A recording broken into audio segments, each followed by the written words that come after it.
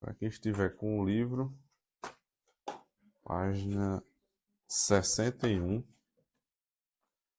fala sobre o jardim e o deserto uivante. Na verdade, ele vai tratar aqui sobre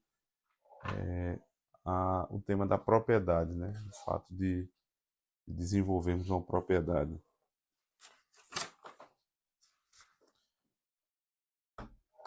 Vamos abrir a palavra de Deus em Gênesis 12.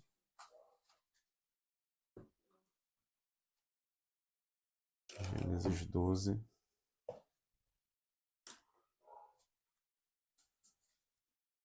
A partir do verso 1.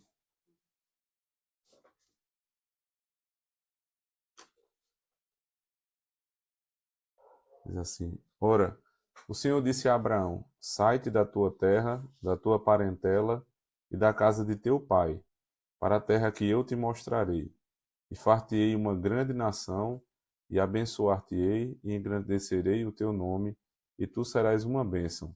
E abençoarei os que te abençoarem, e amaldiçoarei os que te amaldiçoarem. E em ti serão benditas todas as famílias da terra. Amém. Vamos orar. Senhor Deus, agradecemos a Ti a oportunidade que o Senhor nos concede esta noite de abrirmos a Tua palavra, estudá-la à luz de um tema tão glorioso, Senhor Deus, o domínio que o Senhor nos permitiu exercer aqui na terra. Que o Senhor abra nossa mente, nosso coração, para enxergarmos os princípios da Tua palavra, a direção para a nossa vida, Senhor Deus, e que possamos viver os benefícios da salvação em Cristo, não apenas esperando o fim dos tempos, mas gozando deles a partir de agora. No nome de Cristo nós oramos. Amém. Durante o período de pandemia, especialmente depois que as coisas abriram mais, criou-se aí uma leva de profissionais que viraram nômades, né? Juntamente com a família. Nômade é a pessoa que não tem um lugar certo para viver, né? Elas se mudam muito. E isso se deu porque na pandemia o número de pessoas que começou a trabalhar home office foi imenso. Esse número diminuiu bastante ultimamente, mas ainda é muito maior do que era antes da pandemia. E esse pessoal, eles não precisam estar mais numa cidade, numa determinada cidade, para poder trabalhar. Eles podem trabalhar em qualquer lugar, né? A profissão de André é uma das que mais dá essa possibilidade de você trabalhar em qualquer lugar. E muita gente aproveitou isso e, por exemplo, mora nos Estados Unidos, a empresa é no Brasil. Tem um caso aqui de Alisson, né? Alisson acho que é dos Estados Unidos, né? Mas ele ia para outro lugar, né? Não sei se ele mudou de empresa. Ele ia para... Esqueci o nome da cidade. Ele ia uma vez no ano lá. Eu achava que era na Europa. Não sei se ele mudou a empresa, mas ele mora aqui e a empresa é num lugar completamente diferente. Isso não impede absolutamente nada, porque ele faz o trabalho de onde ele estiver. Muitas famílias começaram a viver assim. E outras não simplesmente saíram da sua região e foram morar em outra, mas simplesmente não pararam mais. Moram um tempo num lugar, um tempo no outro lugar, um tempo no outro lugar. Existe também, ultimamente, a figura do youtuber, é o cara que vive de um canal no YouTube, que passa a vida viajando. A gente vez por outra assiste, né, minha? Tava assistindo, tem alguns que vivem disso aí, são nômades mesmo, né? Eles botam a mochila nas costas e vão-se embora viajar. E o objetivo é esse mesmo, é viver, não é construir nada, é só conhecer o mundo. Conhecer o mundo tem nada de ruim, né? Não necessariamente é uma coisa ruim. Viajar é muito bom, curtir a vida é muito bom, coisas boas. Só que, assim, eu acho que isso cansa, chega uma hora que cansa, mas independentemente disso, quem não se estabelece num lugar, ou seja, quem não para num lugar, vai ter dificuldade de gozar, de poder ter experiências que só uma pessoa estabelecida tem. Só a pessoa quando está estabelecida num lugar tem. É o fato de você se ser imerso numa cultura, de você criar vínculos mais enraizados, né? Família, amigos, igreja, trabalho, e você ter isso de uma maneira muito enraizada por muitos anos. Isso é possível para quem tem um lugar estabelecido, né? Nem todo mundo aqui nasceu em Campina. Eu sei que André nasceu em Recife. Eric nasceu aqui? Campina, né? Eu acho que o resto tudo é daqui de Campina. Mas, mas quase nasceu. Mas André, mesmo assim, já faz quantos anos tá aqui, né? 2007. Já foi um bocado de tempo. Tem mais tempo aqui do que em Recife, né? Então, está... Na verdade, igualei, né? Eu saí com 18, cheguei com 36. Tá. Novembro agora eu passo. Pronto, a partir dali, cada dia a mais é mais aqui do que lá, né? Então, o cara já tem muitos amigos de muitos anos, já conhece a cidade. Você se aprofunda, né? Eu tive a oportunidade de morar em Recife 3 anos e é horrível, porque não o fato de ser em Recife somente, mas porque você não conhece nada, vai resolver um problema. Onde é que tem isso? Aonde é que você arruma? Não é que a cidade não tem, é que você não sabe. E chegando lá, você não tem ninguém para facilitar. Todo mundo é estranho. Quando eu chego em Campina, eu conheço todo mundo, tudo é facilmente resolvido. Então, assim, se estabelecer num lugar é uma coisa muito importante. E é uma marca dos crentes. Eu sei que existe também a figura do peregrino, né? A Bíblia fala que nós somos peregrinos, mas é em outro sentido que a gente vai tratar daqui a pouco. Peregrino não é nômade. Peregrino é a pessoa que sai de um canto e vai para outro. Nômade é o que não para. Né? Por exemplo, acontece muito na vida de pastor, né? Às vezes não é que o pastor é um... Existem os pastores. Uhum. Mas nesse sentido aí, é um tipo de, entre aspas, trabalho que é comum acontecer isso, né? O pastor vai para um lugar, se Uhum. estabelece, tudo, depois precisa ir para outro lugar. Principalmente pelo fato de ter eleição, né? Se ele, na outra eleição ele não ganhar, ele tem que sair. E eu tenho alguns colegas que sofrem demais com isso, né? A família toda sofre. Eles estão ali naquela igreja aí começam a se estabelecer, daqui a pouco dá uma confusão no conselho, o conselho manda o pastor procurar outra igreja, lá vai o cara tirar o filho do colégio, a mulher das amigas que ela tinha feito, trocar de igreja, é uma confusão danada, né? Tem uma vez, nesse negócio de eleição, que a gente tem a discussão, né, que é importante ter a mudança do presidente, né, de tantos e tantos tempos. Uhum. Então, usaram o mesmo argumento Para tirar o para pastor. tirar pastor. É. Para dizer o seguinte, não pode, já está há muitos anos por aqui, a gente precisa mudar para como se fosse assim. Exatamente. Assim, tem que botar outra pessoa no lugar. Porque a ideia é de. teologia tá certinha. É a ideia de rotatividade no cargo, né? Para a pessoa não se estabelecer. A pergunta é: tá dando certo? Tá dando certo, meu irmão. Qual o problema, né? E você vê que toda a ideia do governo bíblico, ele é um governo estável. A Bíblia sempre fala do império, do rei, não de um presidente. Não de uma pessoa que vai ser eleita a cada 5 anos e muda tudo. Porque essas mudanças são terríveis. Pô. São mudanças muito profundas. Esse pensamento é justamente uma ferramenta para você lidar contra o como é a democracia, né? Nesse sentido aí. A democracia é uma desgraça, pô. Mal elaborado, você tem que ficar trocando. A maior prova que a democracia não presta é porque todo mundo defende. Olha o que todo mundo defende, meu amigo. Pode ir atrás que tá errado. Se não fosse a democracia, daria para ter um governo estável e experimentar isso. Só não é pior a democracia do que a tirania, né? Mas a democracia é um tipo de tirania. É a tirania da maioria. E não é coisa boa, né? Porque a maioria não é de sábios. Como é? A tirania democrática, né? Que eles dizem que fez eleição. E o cara ganha com 99%.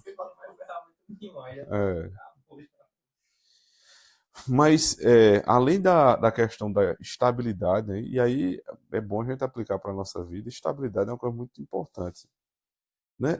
E não é qualquer tipo de estabilidade também, né? Que eu quero dizer, não, eu estou estável no pecado, eu vivo estabilizado, afundado no pecado. Não, existem coisas que a gente tem que se livrar mesmo. Mas a vida estável é muito importante. Você não ter grandes rompantes assim, de mudança. Tem gente a cada 6 meses é outra coisa. Pô. Você fala com a pessoa, ela está fazendo é outro projeto totalmente diferente do que era na semana passada e já está pensando em outra. Não é que você está construindo dentro do mesmo, no mesmo caminho. Né? Você tem, por exemplo, você tem um trabalho, aí você, na sua profissão, você descobre uma especialização que vai lhe ajudar. Então você está mudando, mas você está mudando dentro de uma linha. Mas antes de ontem, teve um aniversário aqui, eu conheço o pai da menina. Aí eu perguntei, cadê fulano? Aí ele não pôde vir não, porque ele está fazendo medicina. Eu disse, o quê? Medicina? Eu disse, é. O cara é mais velho que eu, pô. O cara era amigo de Alexandre, meu primo. Ele deve estar beirando 50 anos. O cara vai fazer medicina. O cara é advogado, secretário da prefeitura de Campinas, ele vai fazer medicina. Vai ser um negócio totalmente nada a ver. Né? Vai dar um giro de 180 graus na vida dele, porque ele acha que quando ele fizer medicina, ele vai resolver os problemas da vida dele. E os médicos que estão entrando no mercado sabem que não é bem assim, né? O mercado de medicina não é mais como na época que lá ele entrou. Hoje em dia, você vê que os médicos têm uma vida razoável porque trabalham feito um escravo, um plantão atrás do outro, para poder ter uma vida mais ou menos. E o sujeito vai dar um 180 na vida dele porque ele abandonou o direito, abandonou tudo que está fazendo. Então, estabilidade é muito importante. A gente não ter grandes rompantes na vida é muito bom. Você vê que, inclusive, do ponto de vista que aparentemente é positivo, mesmo assim dá problema. Você vê a vida de um jogador de futebol. O cara um dia é um favelado que não tem o que comer. Aí ele entra num time, de uma hora para outra ele está ganhando milhões. Não é todo jogador que acontece isso, mas alguns passam por isso. E o que é que eles fazem? Eles torram tudo, pô. A gente tem um exemplo aqui na nossa cidade que é Marcelinho Paraíba. O cara que ganhou milhões e milhões na Alemanha, ele tá na Alemanha novamente lá, deram uma oportunidade dele voltar. O cara é rei lá, ele passa na rua, todo mundo tirando foto com ele. Faz bem uns 15 ou 20 anos que ele não joga bola lá. Mas ele acabou com tudo. E todo mundo que conhece um pouco de Campinas se lembra que Marcelinho, ele vinha para Campinas, ele andava com 3, 4 carros importados, lembra? Parava num bar e ele acabava com o bar. Ele pagava para todo mundo. Ele chegava no São João de Campinas, cheio de segurança, com 20, 30 maloqueiros lá do Zé Pinheiro, e ele pagava cachaça para todo mundo a noite toda. Lá na Alemanha que ele levava o povo daqui para morar lá. Exatamente. Então, o que foi que aconteceu? O cara um dia é pobre, muito pobre, no outro dia ele é muito rico. E essa discrepância não dá a oportunidade da pessoa ir construindo a mentalidade. Né? O jogador de futebol ele tende a passar por situações assim. E outras profissões também. A estabilidade é uma coisa boa. E você crescer aos poucos é muito importante. Né? Você fixar aqui uma rota e seguir nela. Então, estabilidade é um dos princípios da nossa religião. E um outro princípio é propriedade. E uma coisa tem ligação com a outra. Para você gerar riqueza e angariar propriedade, você precisa ser uma pessoa de uma vida relativamente estável. Né? Ser uma pessoa que resignada numa direção, ela olha para aquilo ali, bota uma meta na vida e ela vai fazer com que aquela meta seja cumprida. Ela vai buscar atingir aquela meta, sem rebelião, sem passar por cima de ninguém. Por que eu trouxe Gênesis 12 para que nós pudéssemos ler como texto de abertura? Porque ele é um contraponto com Gênesis 11. Vocês se lembram o que é que Gênesis 11 fala? Torre de Babel. A Torre de Babel. Primeiro, dando um passinho atrás, quando Deus criou o homem, ele mandou o homem crescer e se multiplicar. Vocês se lembram? dominem a terra. Só que eles fariam isso dentro do jardim. Então, Adão e Eva teriam seus filhos e a família deles iriam dominar a terra. Ia fazer com que o jardim virasse uma cidade e essa cidade-jardim tomasse conta do mundo. Vocês devem estar lembrados que o Éden é só um lugarzinho lá no Oriente Médio, né? Provavelmente onde é o Iraque hoje, e daquele lugar todo mundo deveria ser habitado. E o mundo todo seria como Éden, ou seja, teria muita riqueza, muita fartura, vida, as pessoas empreenderiam e as coisas dariam certo, ou seja, as coisas seriam muito mais prósperas do que são hoje.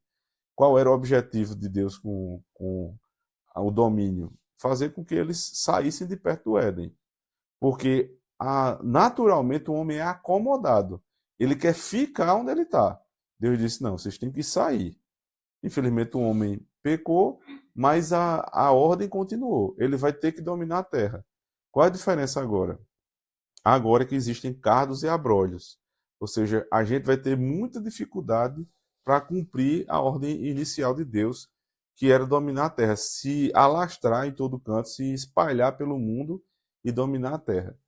Aí Gênesis 11, quando trata sobre a Torre de Babel, se vocês estiverem com a Bíblia aberta aí, é a negação da ordem divina. Diz assim, e era toda a terra de uma mesma língua e de uma mesma fala. E aconteceu que, partindo eles do Oriente, acharam um vale na terra de Sinai e habitaram ali. E disseram uns aos outros, eia, façamos tijolos e queimemo-los bem. E foi-lhes o tijolo por pedra e o betume por cal.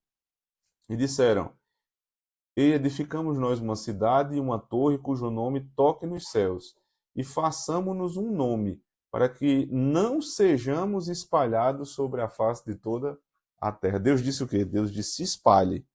Aí esses homens ímpios aqui disseram, não, nós não vamos nos espalhar, nós vamos nos concentrar na terra. Lembrando que Gênesis 6 a Gênesis 9, Deus já tinha promovido uma vinda de Cristo, né? Já tinha feito uma limpeza na terra, quando mais uma vez os homens se rebelaram contra Deus. Deus se arrependeu de ter feito o homem e ele destruiu tudo com um dilúvio, preservando só uma família, a família de Noé, certo? Aí todos os ímpios foram mortos, ficou a família de Noé. Quando a família de Noé volta para habitar a terra, eles são proprietários de toda a terra. É um novo recomeço, certo? Mas a família de Noé também era pecadora, então o pecado voltou a se alastrar. Quando chega aqui, isso aqui são os descendentes de Cã. Vocês se lembram? Sem e Cã foram filhos obedientes, e Sem e Jafé foram filhos obedientes, e Cã eram filhos desobedientes. Os da família de Cã foram esses aqui de Gênesis 11. Deus disse, se espalha, eles disseram, não, a gente vai se concentrar, a gente não quer se espalhar. E tem mais uma, a gente vai fazer uma torre, Eva, solta. A gente vai fazer uma torre que vai tocar nos céus. Qual era o objetivo disso? Eles não queriam, eles precisavam de um mediador para entrar nos céus, e disseram, não, a gente vai fazer com as nossas próprias mãos. Não precisa de Jesus Cristo, não. A gente vai fazer uma torre com as nossas próprias mãos. Até aqui só existia uma língua na terra. Todo mundo falava a mesma língua. A partir daqui, Deus dividiu as línguas, para que eles não conseguissem mais se comunicar tão bem quanto antes. E aí, quando as línguas foram divididas, você falava, o outro não entendia, o que é que eles fizeram? Eles se juntaram nos que falavam entre a mesma língua. Então as famílias foram se separando e tiveram que se espalhar para cumprir a vontade de Deus. Mas fizeram isso sob rebeldia. Aí quando você vai para o capítulo 12, que é o que eu li no começo, vem a promessa de Deus para Abraão. Sai da tua terra, da tua parentela e da casa de teu pai, para a terra que eu te mostrarei. Percebe que, mais uma vez, a ordem é sair da terra, é se espalhar. Mas não é virar nômade, é ir para uma terra. Eu vou te mostrar a terra que você vai morar. Então, entre a saída de Ur dos Caldeus, onde Abraão viveu por muito tempo, que era uma terra de idólatra, e chegar em Canaã, ele foi peregrino, mas não nômade. Ele sabia onde ia chegar. Ele chegaria na terra que Deus daria. Aí ele diz: far-te-ei uma grande nação, e abençoar-te-ei, e engrandecerei o teu nome, e tu serás uma bênção. E abençoarei os que te abençoarem, e amaldiçoarei os que te amaldiçoarem, e em ti serão benditas todas as famílias da terra. Ele vai prometer aqui, se a gente fosse ler o texto todo, né, mas o texto é longo, ele vai prometer uma família e uma terra. Certo? Uma família e uma terra. É a promessa de Deus. Se você fizer o que eu estou mandando, eu vou lhe dar uma família e uma terra. Você vai se estabelecer num lugar, vai formar uma família e vai ter uma terra. Por isso que o autor começa falando o seguinte: é extremamente importante lembrarmos a doutrina da propriedade. Por isso que o comunismo é algo abominável para a nossa religião. Porque o comunismo quer abominar a propriedade privada. Eles dizem que nós não devemos ter propriedade. Quem tem que ter propriedade é o Estado. E o Estado é que vai dividir, até um ponto que o Estado vai se tornar desnecessário e todo mundo vai dividir todas as coisas. Isso é uma conversa muito bonita, mas não funciona. O que Deus deseja do homem é que o homem seja proprietário, domine. Não é à toa que, para quem está no começo da vida, né, você pode ser pobre como for.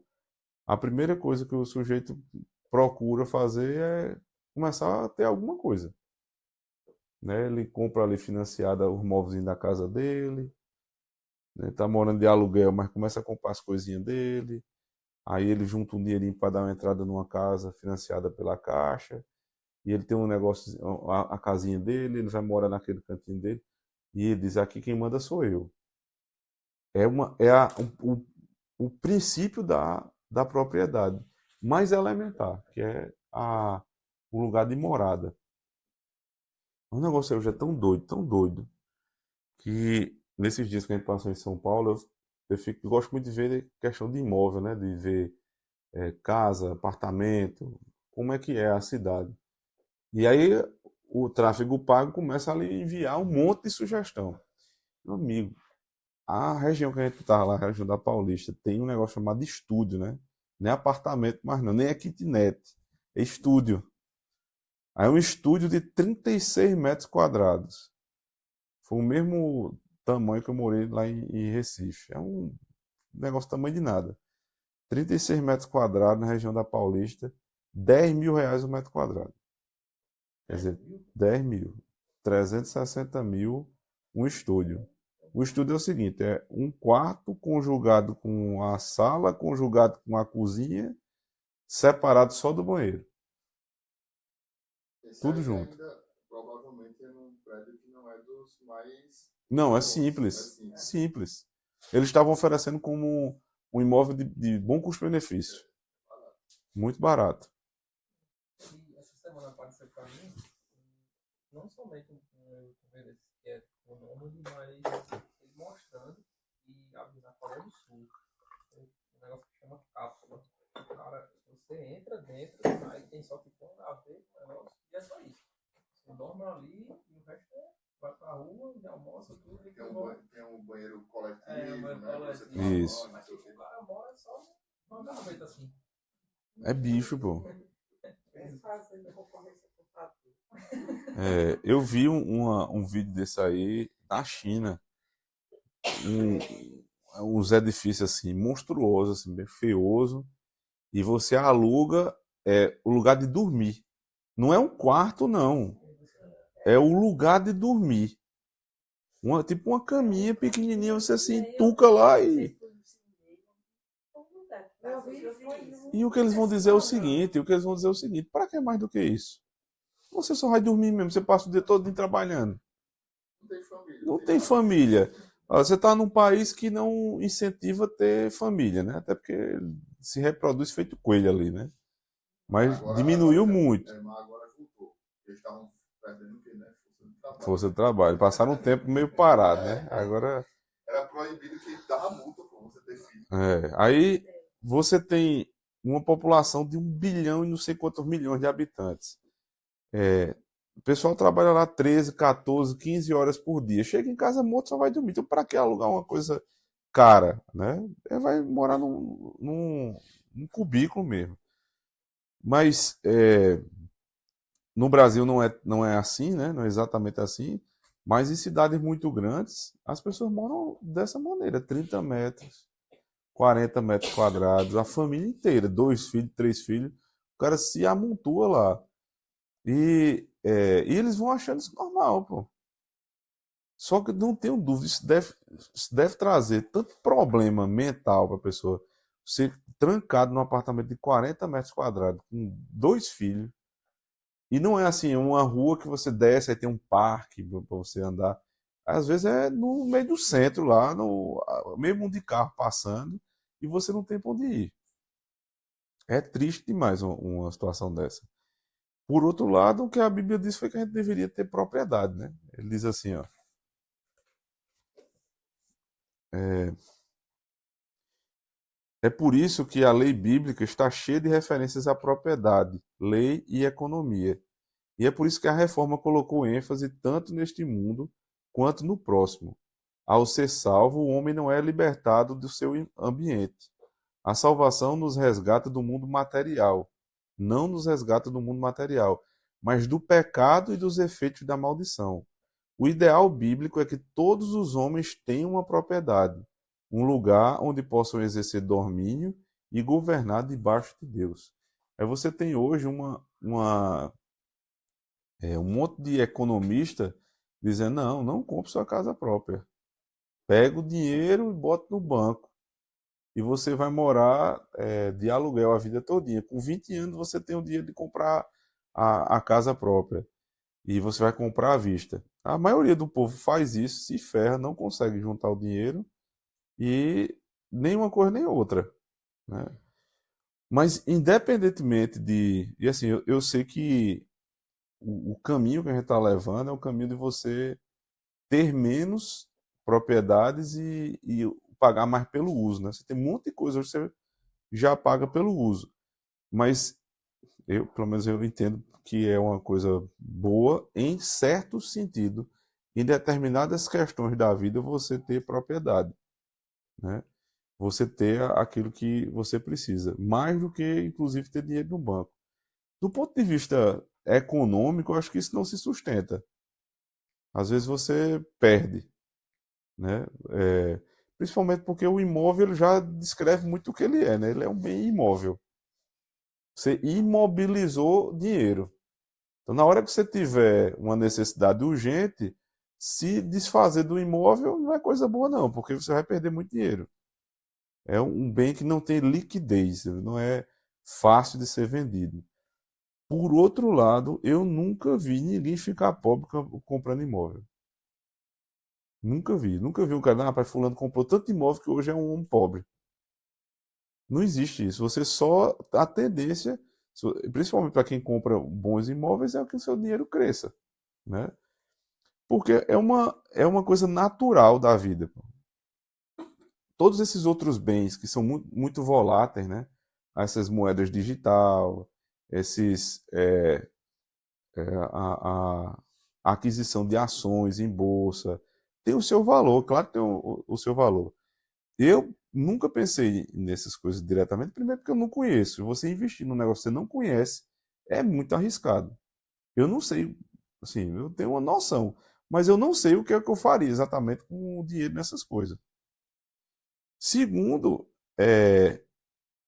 eu sou mais medroso, assim, eu prefiro mais coisas palpáveis, investimento em coisa que é mais concreto, que eu vejo, né? Você vê um imóvel, você vê uma empresa, você vê um negócio, mas um título você não sabe. Talvez quando a gente tiver uma condição muito melhor, que você começa a fazer uma carteira de investimentos, aí você dentro da carteira você vai lá e diversifica, coloca uma coisa dessa. Mas para quem é muito limitado ainda, eu estou falando de mim, como no meu caso, eu sempre preferi isso aí. Depois eu prefiro coisa que eu consiga ter algum domínio, porque é mais seguro, né? Não é, nem sempre é mais rentável, mas é mais seguro. Isso tem muito a ver com a nossa fé. ter uma propriedade, né, um lugar onde você manda, senão isso aqui é meu, tem muito a ver com aquilo que a gente crê. Porque Deus diz, crescer e multiplicar e dominar a terra. O fato de você ter um pequeno império, né? A casa do homem é o seu pequeno império. O lugar onde ele. E é claro que quando você está no imóvel que você locou, você manda ali, né? Aquele momento, onde você está vivendo ali, por lei, inclusive, é você que manda. Mas o ideal vai ser sempre dar o próximo passo, né? Para fechar esse ciclo, né? Aqui eu gerei estabilidade.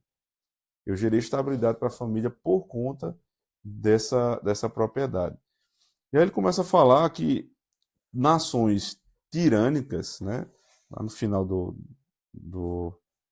dessa parte ele diz assim: considerando a óbvia e comprovada superioridade do livre mercado em elevar o padrão de vida de todas as classes de pessoas, por que as nações pagãs não implementam o capitalismo em suas estruturas sociais?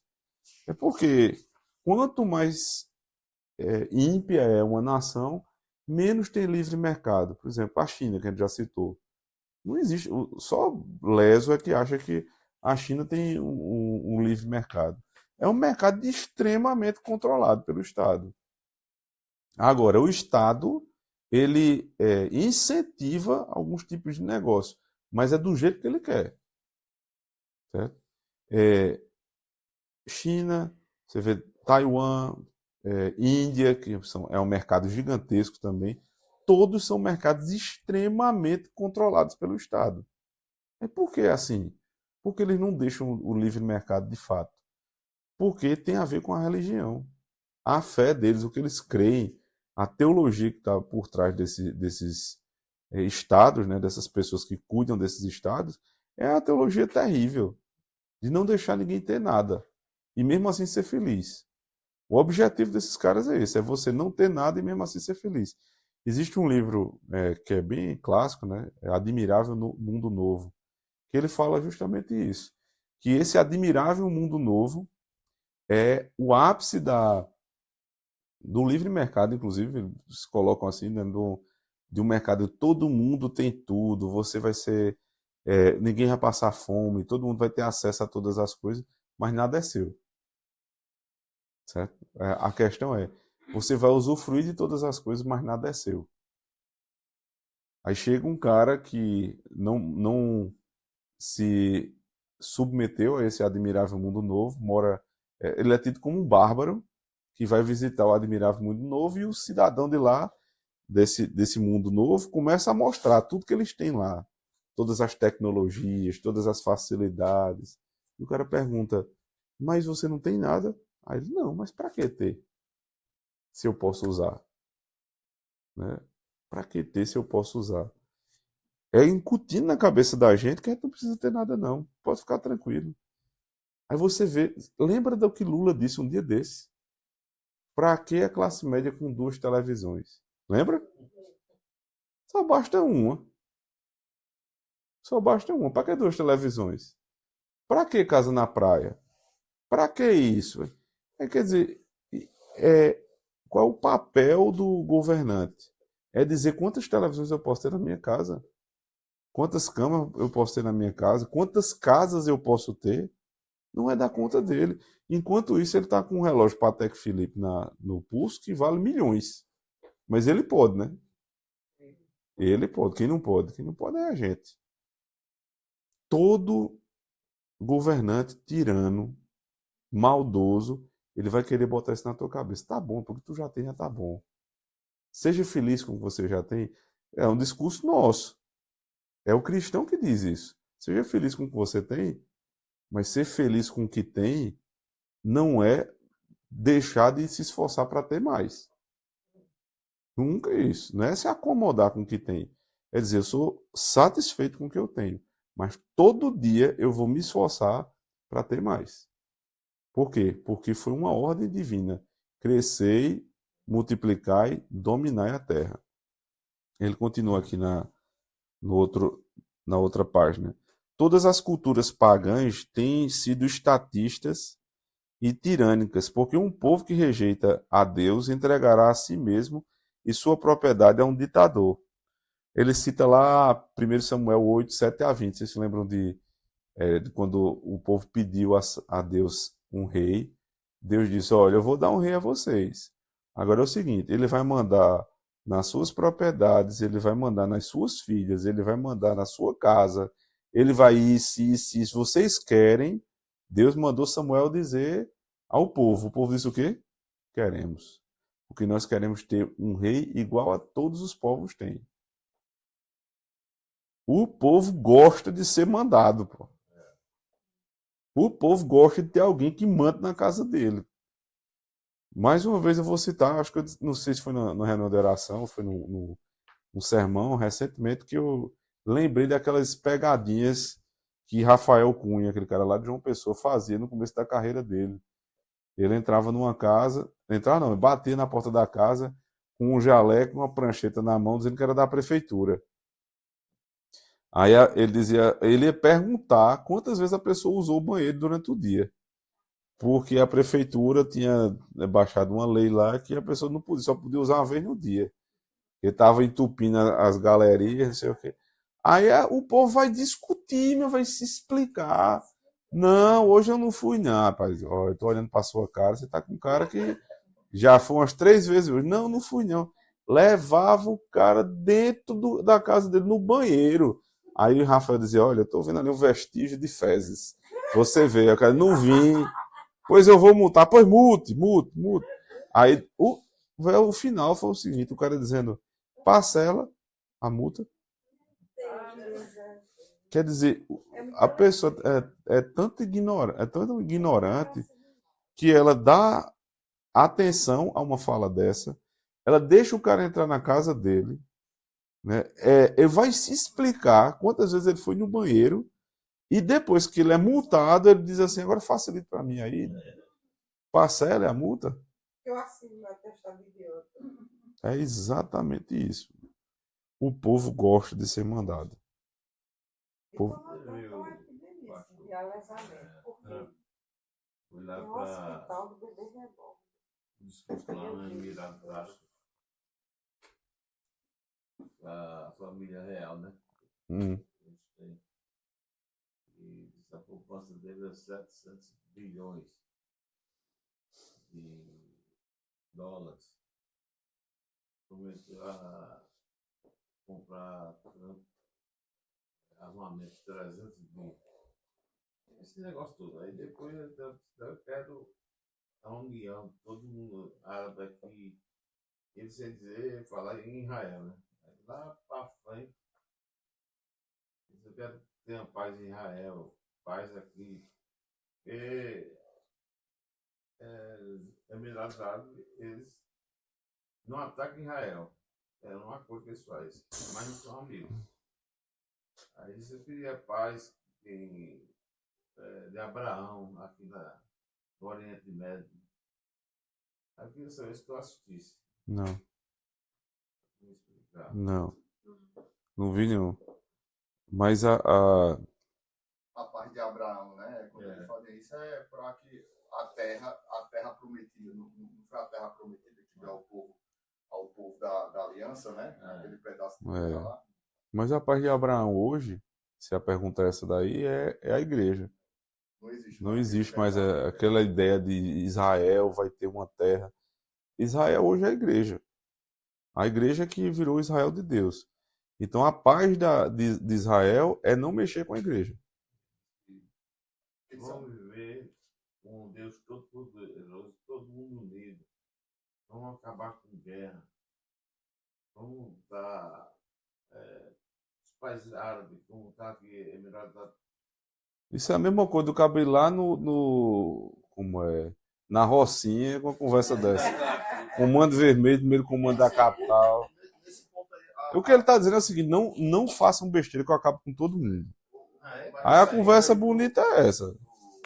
Todo esse discurso aí da terra de Israel, que é em vem da teologia dispensacionalista, que pensa que Israel ainda vai ter um Israel como etnia, como nação. Estado e nação vai ter um papel fundamental ainda, né? Aí é geralmente esse discurso do povo.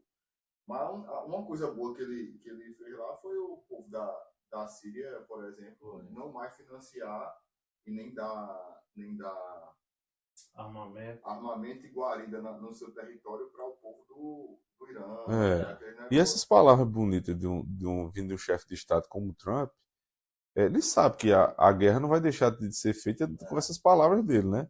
Mas isso tá intrínseco aí uma ameaça. Bicho, não mexe, pô. Se aquieta. Eu vim aqui para vocês se aquietarem, porque se vocês perturbarem, eu acabo com todo mundo. Ele disse 300 bilhões de dólares de armamento ele vendeu para o Irã. Pois é, isso é muito mais uma mensagem. Como é que se acaba com a guerra?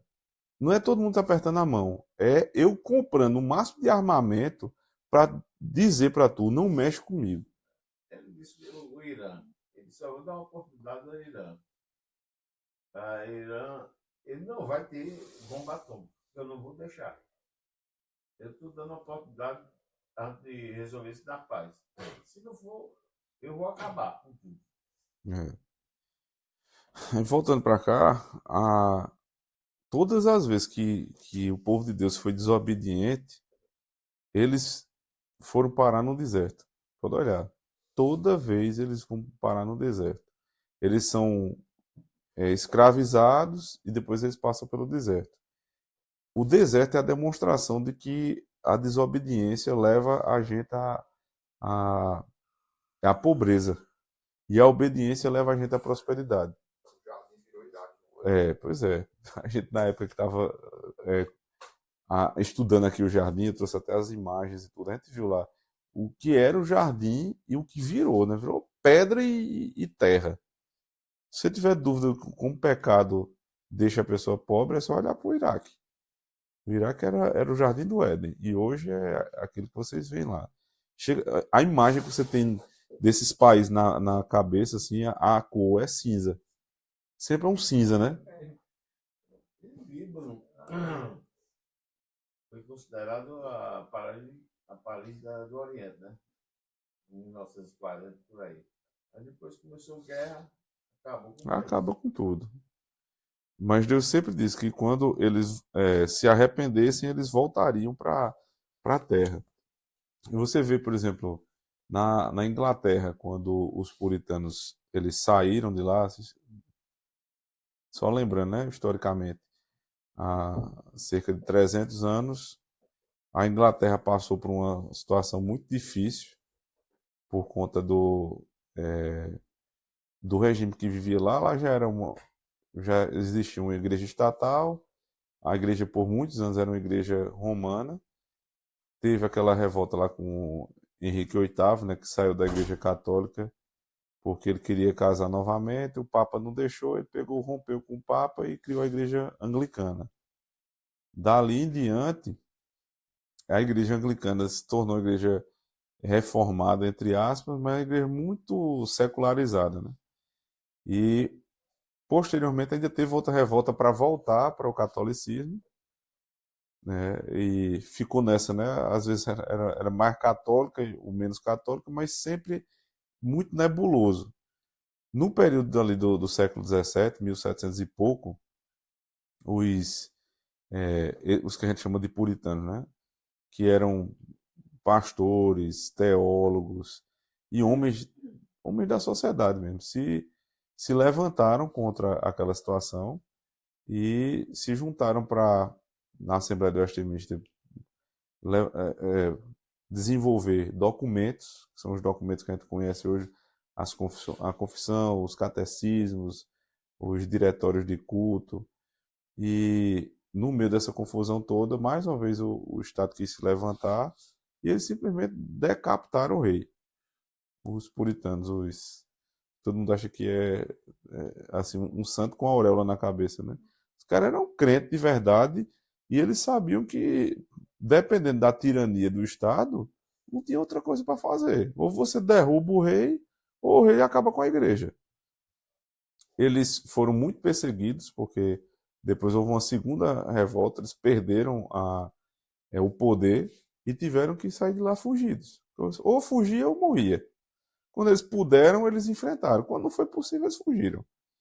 fugiram para o que depois ficou conhecido como Nova Inglaterra, que é a região norte dos Estados Unidos, ali onde tem Boston, aquela região ali, foi onde eles chegaram, né? Chegando lá, os caras se estabeleceram e foram criar outro país. Os Estados Unidos, eles foram formados pelos puritanos e pelos holandeses.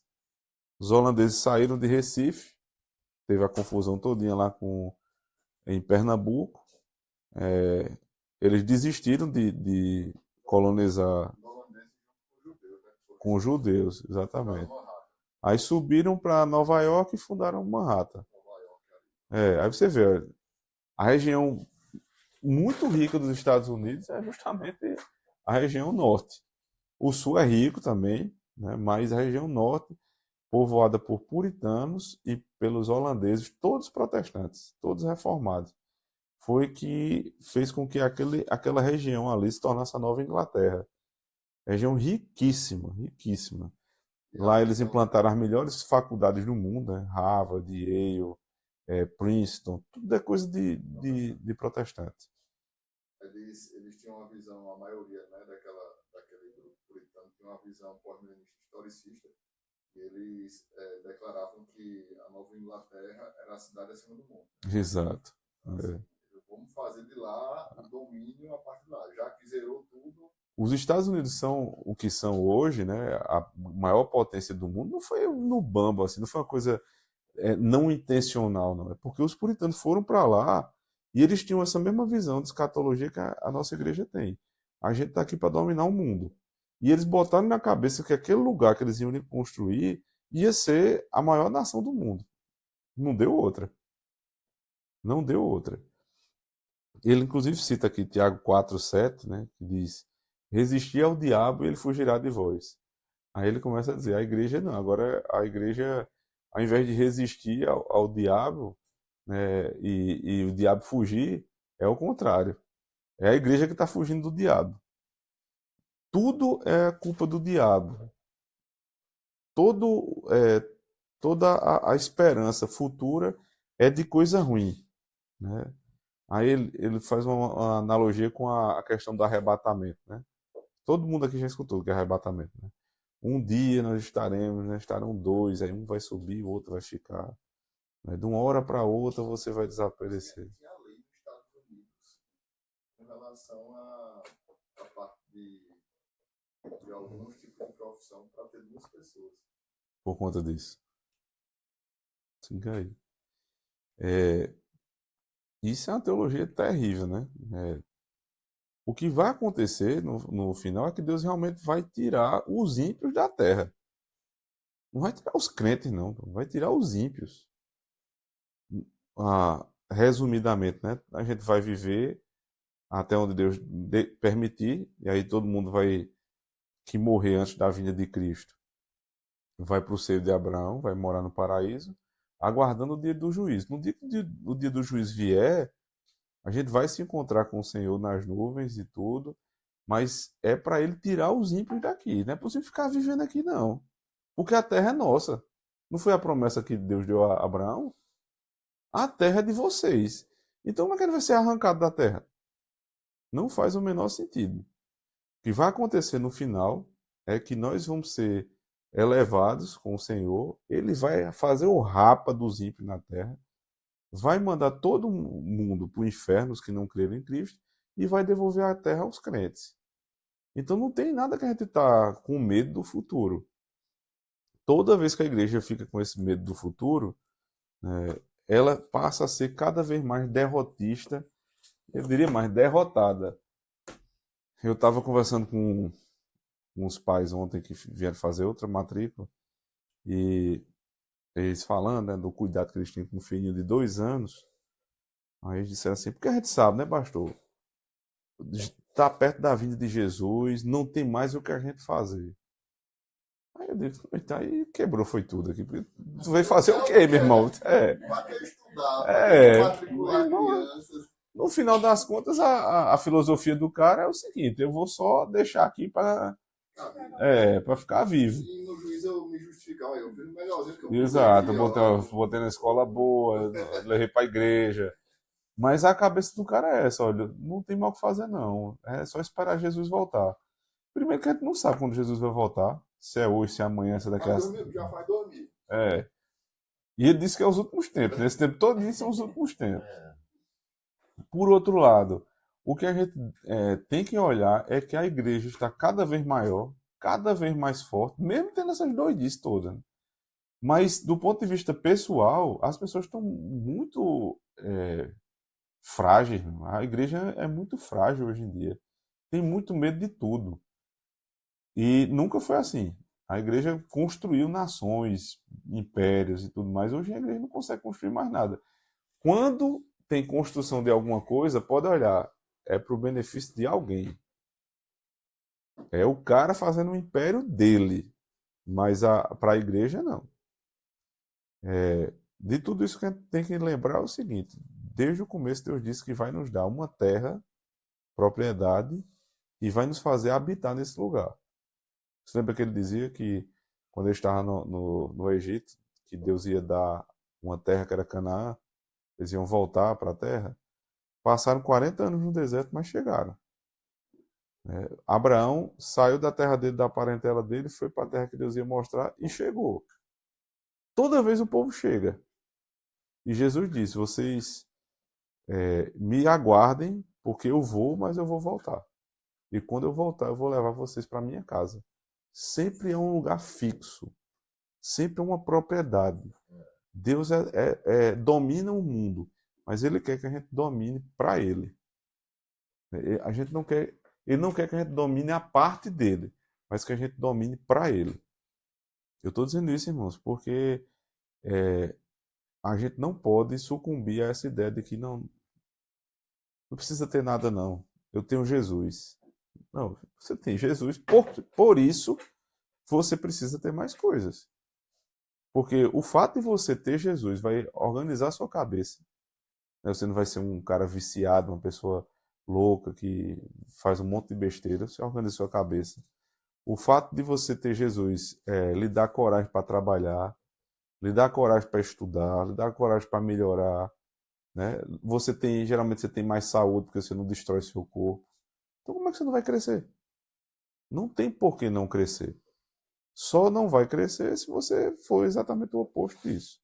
O Senhor nos ensina a ter uma propriedade nesse mundo. Certo? E essa propriedade não é para a gente se estabelecer para a vida eterna, mas é para ter uma vida estável na terra, esperando a vida eterna. E que a gente use esses recursos que são temporais para finalidades que são eternas. Amém. Amém. Vamos orar? Senhor Deus amado, nós agradecemos a Ti, porque tratamos de assuntos tão delicados, Senhor Deus, que muitas vezes são mal vistos na igreja, são mal compreendidos, ou são ensinados para que os homens pensem apenas em ter dinheiro, ou, por outro lado, são desprezados, como se a vida neste mundo não valesse de nada. Nós reconhecemos, Senhor Deus, que a vida que temos aqui é importante para a vida eterna, que angariar recursos aqui, Senhor Deus, nos garantirão meios de fazer o Teu reino crescer, de sermos instrumentos do Senhor, mas sem nunca deixar que o nosso coração se apegue a essas coisas como se elas fossem o próprio Senhor. Nós possamos, Senhor Deus, ter um coração quebrantado, um coração amável, ao mesmo tempo disposto ao trabalho, ao serviço, e assim, Senhor Deus, conquistar o mundo que o Senhor nos deu. Dá-nos sabedoria, inteligência, saúde para isso, não só os que estão aqui, mas também aqueles que não vieram. Que a nossa igreja possa exalar, Senhor Deus, essa doutrina e ver, Senhor Deus, que o Senhor tem sido bondoso e tem nos feito prosperar ainda nesse tempo. É o que nós oramos em Cristo. Amém. Amém.